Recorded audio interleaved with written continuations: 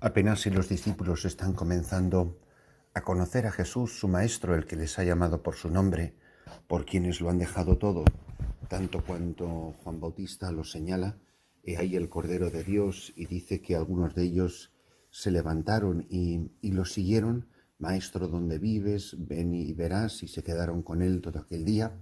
O las llamadas que hemos escuchado en estos días anteriores, pasando por la orilla del lago y viendo a dos hermanos, y luego pasando más adelante y viendo a otros dos.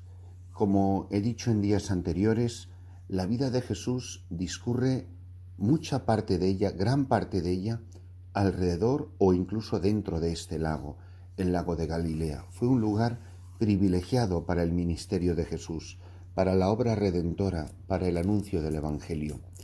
Y así nos lo cuenta en el pasaje evangélico de San Marcos que hoy nos ofrece la liturgia de la palabra en el capítulo 4 del evangelista San Marcos. Dice que un día, al atardecer, dijo Jesús a sus discípulos: vamos a la otra orilla. Riquísimo el simbolismo. La vida cristiana consiste precisamente en eso. Toda la vida una travesía, de una orilla a la otra orilla, de la orilla del tiempo a la orilla de la eternidad, de la noche a la luz, de la orilla de lo fugaz y lo transitorio a la orilla de lo eterno, de la eterna felicidad, la eterna luminosidad. Vamos a la otra orilla. ¿En qué orilla estás? ¿En qué orilla estoy yo? ¿Y cuál es mi otra orilla a la que estoy llamado a ir? Siempre estamos en camino, siempre estamos navegando y siempre se nos invita a ir a otra orilla, a ir más allá. Y dice que dejando a la gente se lo llevaron en barca, como estaba, y otras barcas que lo acompañaban. Recordáis que había estado enseñando desde la barca. Se levantó un fuerte huracán y las olas rompían contra la barca hasta casi llenarla de agua. Él estaba a popa, dormido sobre un almohadón. Mirad, vivimos, como diría Santa Teresa de Jesús, tiempos recios. Sería una tontería negarlo. Y sin embargo, a mí verdaderamente me llama poderosísimamente la atención lo preocupados que está tanta gente por la Iglesia, por el futuro de la Iglesia. La Iglesia que siempre se nos está hundiendo, siempre se está acabando, la Iglesia que siempre está en ruinas, la Iglesia que siempre es un desastre y es un caos, y la Iglesia siempre ha sido la Iglesia y siempre ha estado así. Siempre hay quienes viven de nostalgias recordando una Iglesia que primero no han conocido, que es una pura ficción de su imaginación, que se imaginan que todo era una maravilla, que todos los sacerdotes eran estupendos y todos los sacerdotes iban con sotana, con teja y eran todos castos como ángeles, todos rezaban el breviario, todos eran piadosísimos y todos celebraban la misa de Tenento. Y esa iglesia era maravillosa porque además las mujeres llevaban el velo en la cabeza, que claro, sin el velo en la cabeza, ¿qué va a ser de la pobre iglesia? Perdonad que lo diga en plan de caricatura porque es que no merece para mí otro comentario. Y hay quienes están alarmadísimos porque la Iglesia no avanza suficientemente, porque la Iglesia lleva no sé cuántos años de retraso y la Iglesia debería de hacer esto y debería ser más permisiva con los homosexuales y debería de ser tan anticuada con los anticonceptivos y debería de dar la comunión a los que no están casados por la Iglesia o vueltos a casar. En fin, siempre hay los alarmistas, los inconformistas y los que nunca están tan a gusto. Yo estoy a gusto en la Iglesia, independientemente de la periferia, independientemente de la parafernalia. Yo me siento hijo de la Iglesia, estoy a bien con la Iglesia, vivo sereno en la Iglesia. Vamos, como Jesús en la barca, porque la barca navega por tormentas desde que es la barca, desde Pentecostés, desde la última cena. La Iglesia está siendo zarandeada una y otra vez, mes tras mes, año tras año y siglo tras siglo. O hago como Jesús, que me siento tan a gusto en la barca que literalmente estoy dormido en medio de la tempestad. Tan tranquilo iba Jesús en la barca que no se inmuta ante la tormenta. A mí la tormenta me tiene agobiado, me tiene desasosegado, me tiene inquieto. Estoy pensando como que si yo no hago algo, la Iglesia se va a hundir porque ¿qué sería de la Iglesia sin mí? Pues mirad, a nosotros nos debería de venir muy bien la lección de Jesús. ¿O es que la tormenta no estaba azotando a Jesús igual que a los demás que iban en la barca? Sí, pero él iba tan tranquilo, porque a él no le asusta la tormenta, ni el viento, ni las olas. Él estaba a popa dormido sobre un almohadón. Es que no puede ser una descripción más plácida y más serena.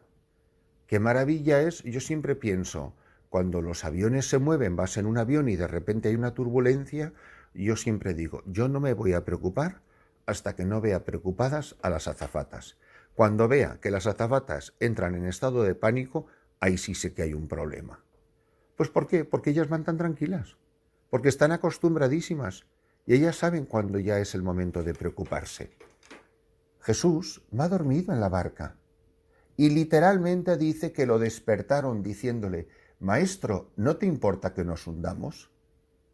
Pero si eso es lo que está haciendo la gente continuamente hoy con toda la zozobra y toda la angustia que tiene sobre cómo está la Iglesia y sobre el Papa Francisco y si el cardenal Patatín o el arzobispo no sé cuántos y qué horror de nombramiento no sé qué. Vamos, que Jesucristo todo lo hace mal, que el Espíritu Santo no se entera de nada y que esto no es la barca de Jesucristo, sino la barca tuya.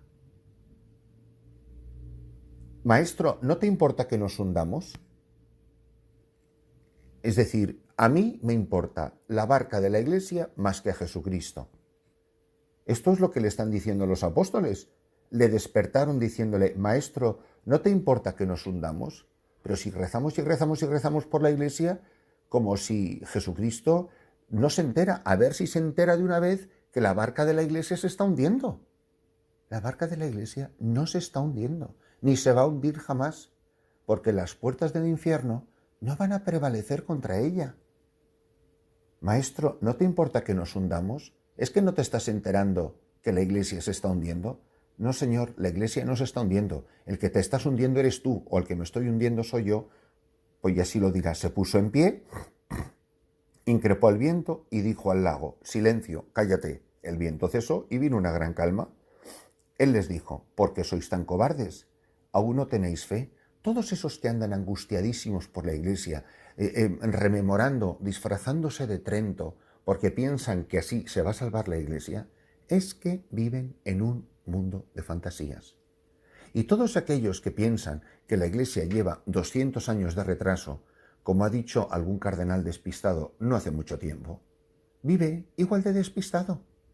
Porque la Iglesia no es lo que a mí me parece que debía de ser, y la Iglesia no va a volver a ser lo que fue ni en el siglo XVI ni en el siglo V. En todo caso, ojalá la Iglesia al único siglo al que tiene que volver es al siglo I, que es al tiempo de Jesucristo. Porque Jesucristo sigue teniendo hoy el mismo poder que ayer para decir al viento y a las olas, silencio, cállate. Y el viento cesó y vino una gran calma. Pero mirad, a todos esos que andan tan preocupados por la Iglesia, habría que decirles las palabras de Jesús. ¿Por qué sois tan cobardes? ¿Aún no tenéis fe?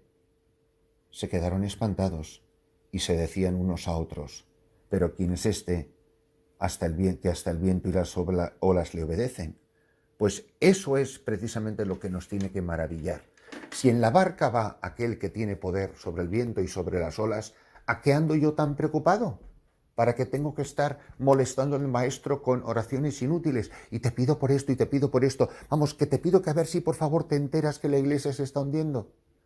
La oración informativa es completamente innecesaria, porque a Dios no hay que convencerle de que sea bueno, y a Dios no hay que convencerle de que ame a su Iglesia, y a Jesucristo no hay que convencerle de que sea buen esposo de la Iglesia, que buen esposo es y demasiado bueno. Aquí de lo que se trata es que durante las tempestades y en los zarandeos que sufre la barca de la Iglesia, yo permanezca firme en la fe.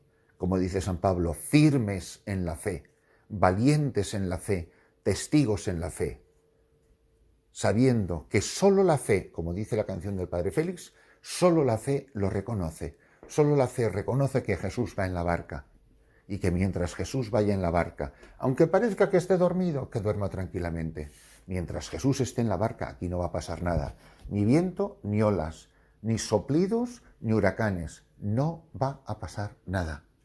Benditos nosotros, si escuchando este maravilloso pasaje evangélico, en medio de tanta gente que tiene su falta de fe tan disimulada por tanto aparente celo por el bien de la Iglesia y por el bien de las almas, que lo único que no tiene poquísima fe, vamos a pedirle al Señor que nos ayude a descubrir que Él va en la barca y que nosotros hemos puesto toda nuestra fe en Él, y a Él le obedecen hasta el viento y las olas.